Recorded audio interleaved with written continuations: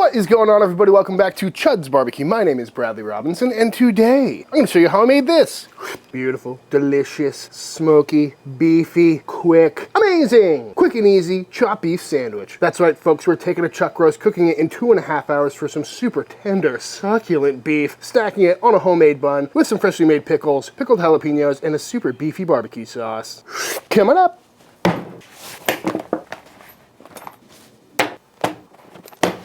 This is some meat. Ooh, patty dry. And what I've got here is an absolutely beautiful looking chuck roast. Picked this up at my local HEB. It is USDA prime. It should work out perfectly for what we're doing today. Because the whole premise of this video was that I was just craving a good chopped beef sandwich, because anytime summer rolls around, I find myself craving a good old-fashioned chopped beef barbecue sandwich. So I wanted to do a cook that wouldn't break the bank and was a little bit quicker and easier than cooking a whole brisket. Granted, I wrote the script for this before I shot the 6-hour brisket video that I put out a couple weeks back. And also when I went to HEB last night, it would appear that chuck is still more expensive than brisket. The prime briskets were selling for $6 a pound, where the chuck was selling for $7 a pound, but all in all, smaller piece of meat, good amount of marbling, and this whole chunk was like $16, so not a bad way to feed the family for a couple of nights. But taking a look at this thing, it looks absolutely beautiful. A lot of great marbling in there, nice and meaty, nice and thick, and really no trimming we have to do at all. So I'm just gonna go ahead and get this thing seasoned up using some Chuds BBQ Bold. This is one of my absolute favorite rubs of all time. It's great on beef, great on steaks, great on burgers, and pretty much good on absolutely everything. So just a nice healthy coating all over this beautiful chuck roast we go. Top and bottom, and we're not gonna forget the sides. You know how it goes. Nice peppery rub, got some good umami and garlic flavors in there as well, but no MSG for those who are squeamish. Flip it over, do the other side as well. Roll it around. And that is looking pretty much perfect to me. Let's go ahead and fire up the pit.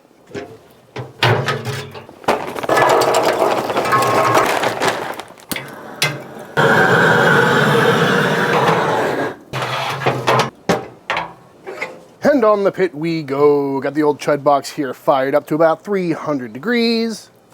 And down we go with this chuck roast. And really at this point we're just trying to develop some color, some good crust, some good bark, and some good smoky flavor. Also gonna go ahead and throw down some chunks of post oak for a little extra smoky flavor.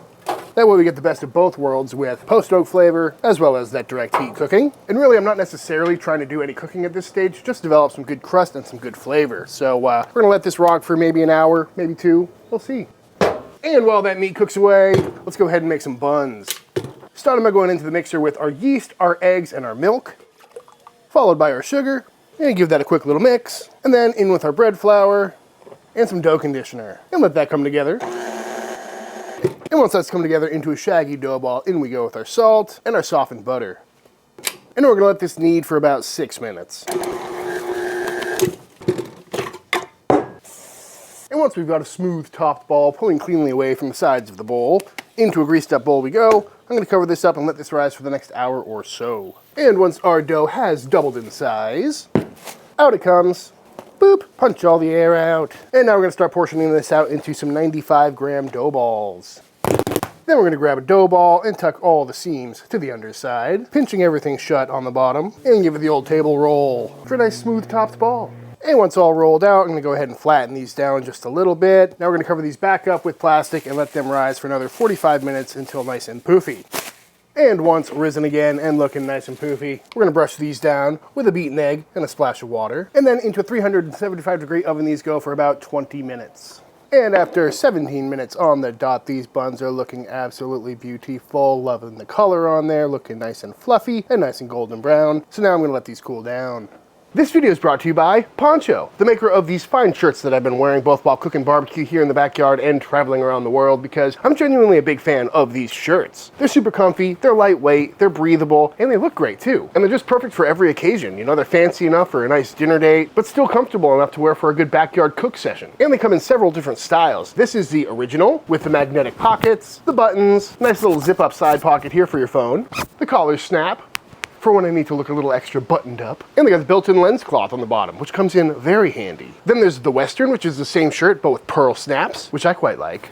And then you got the Ultralight, which is a simplified version of the shirt with a single chest pocket, making it even more lightweight and absolutely perfect for these hot summer nights. Still got the lens cloth though. And of course, they've also got t-shirts and denims and flannels and polos and all sorts of great shirts that all look great, fit great, and they're just all around fantastic shirts. I'm a big fan of these poncho shirts, and especially when traveling, they're so lightweight that you can pack a bunch of them into your bag without weighing it down. And like I mentioned, they're great for pretty much every occasion. So if you want to pick up some poncho shirts for yourself, click my link in the description box of this video or scan the QR code on screen now, taking you to ponchooutdoors.com, where using my link you can enter your email and get $10 off your first purchase. Again, that's ponchooutdoors.com, where using my link you can enter your email and get $10 off your first purchase. Thank you, Poncho.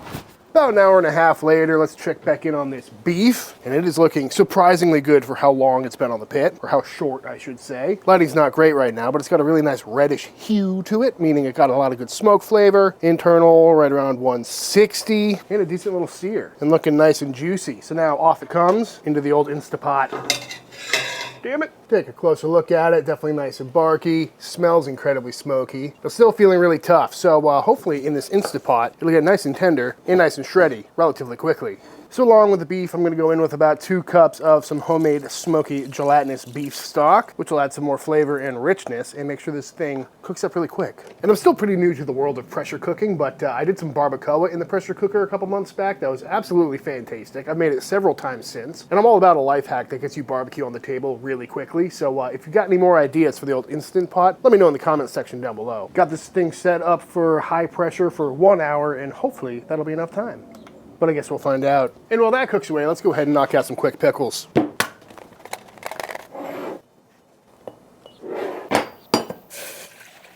So in this jar, I've got some cucumbers, some dill, and some garlic. And here we've got some vinegar and some water, to which we're gonna add some kosher salt and some white sugar. And once up to a ripping boil, in we go. Oh, you know what? Could have been worse. And now lid goes on, let these cool down and cook in that hot brine, and our pickles are done.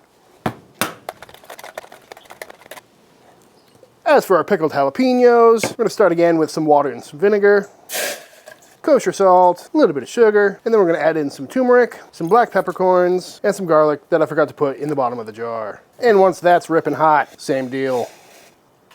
Clean that up quickly so we don't stain the board. Beautiful, very easy pickles and pickled jalapenos. And after 1 hour of active cook time, this cooker is done, and this beef is looking tender and smelling very beefy. So let's see if we can get this thing out of here. Ooh, there's one nice big chunk of it. Oh, it's about to fall apart.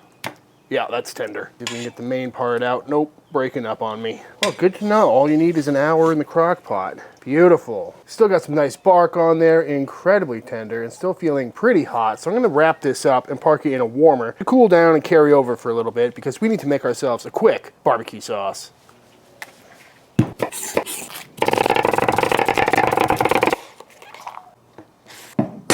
Starting with a knob of butter. And once nicely melted, and we go with 1 small yellow onion. And once those have cooked down, softened up, and started taking on some color, we can go in with some chili powder, some black pepper, some granulated garlic, and then all the drippings that we just cooked that beef in. Decent amount of fat on there too. Could take that out, I'm not. And that was part of the whole reason I wanted to try this recipe out, was using that cooking liquid in a sauce. That way we're not losing out on any of the beefy flavor and get a super rich barbecue sauce in the process. But we're not done there. We're also gonna go in with some apple cider vinegar, some ketchup, some yellow mustard, Worcestershire sauce, pinch of salt, and some brown sugar. And get this all mixed up and brought up to a simmer. And after letting this reduce down for about 10 minutes, it's looking nice and thick. Well, thicker anyway. So now we can give it a little taste. Ooh, that's meaty. But I think it needs a little heat, so I'm gonna go in with some cayenne and a little more sweetness as well. Get that mixed in, dial in that thickness, and we should have a very tasty barbecue sauce. I'm telling you folks, this sauce alone is worth making. I mean, how could it not be good? It's half barbecue sauce, half demi-glace. Very tasty, so rich. And now it's time to build a sandwich. Starting out with one of our beautiful buns. Go ahead and get that zipped down the middle, revealing a nice fluffy inside, but I'm gonna toast this off real quick. And quite beautifully, if I do say so.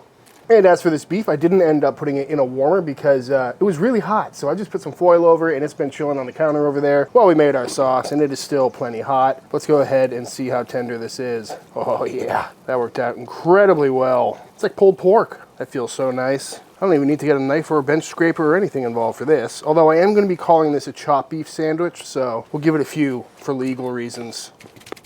Great looking pile of beef. We definitely got a smoke ring in there. Good amount of bark mixed all the way throughout. But let's give this a quick little taste real quick. Ooh, oh, that is nice. So beefy. That's honestly perfectly seasoned. Nothing I need to do, except maybe add some sauce. By the way, if you do make this sauce, just know you're gonna have to serve it warm because it was made with gelatinous beef stock, which was, you know, Jell-O at fridge temp. And then we cooked more meat in it, essentially making it super beef. So this sauce is gonna turn into a hockey puck in the fridge, but that just means it's super shiny, full of gelatin, and full of flavor. And it looks incredible. I do love these old school style, kind of thinner barbecue sauces with the onions in there still. Ooh, that is still ripping hot sauce. Ow! Welcome to summer. The flies are back. But at this stage, it's like making pulled pork, you know? Make it as saucy as you like. Oops. Oh no.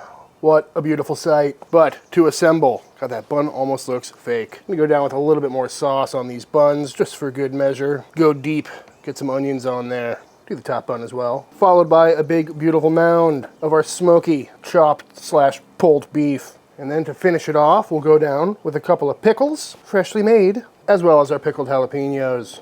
And then we top it all off. It's magnificent. You know, I've made a lot of sandwiches on this channel, but few look nearly as magnificent as this one, especially with the beautiful barbecue sauce, the homemade pickles, the homemade bread, and all this beautiful beef. But let's see how it came out. Now, I did make this sandwich absolutely gigantic, so I'm gonna cut it in half real quick for quite a lovely cross section. Ooh, oh yeah, that's a keeper.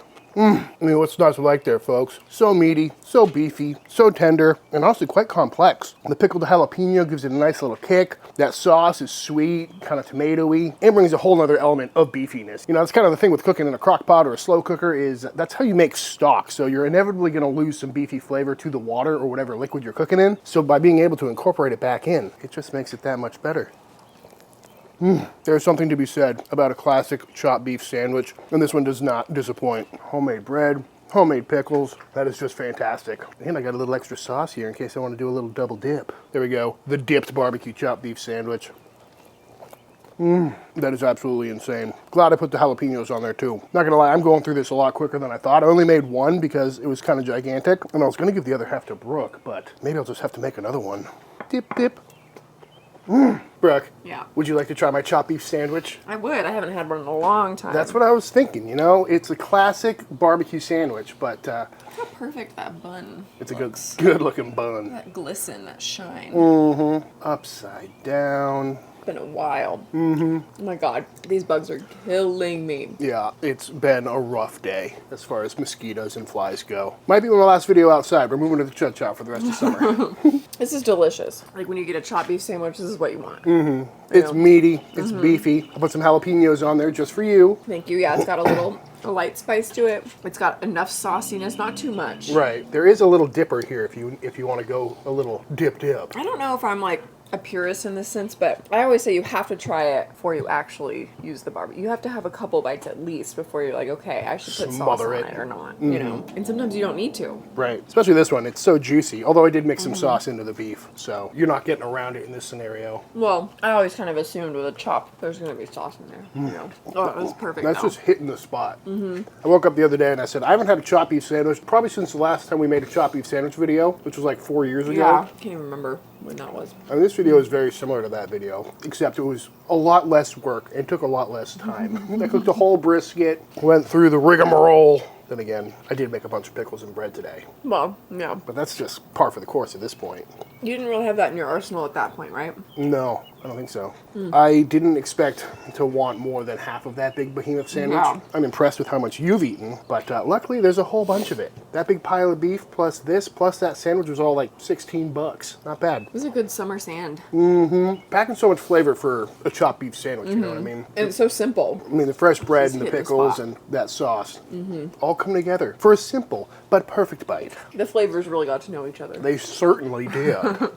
So You could have blinked and I ate that. you did. All right, I'm gonna make another one. Okay, I'll definitely have more. I'm not joking. I made a whole nother one. Because it's so dang tasty. I mean, come on. And with this last bite of chopped beef sandwich, I think it's time for the official taste test.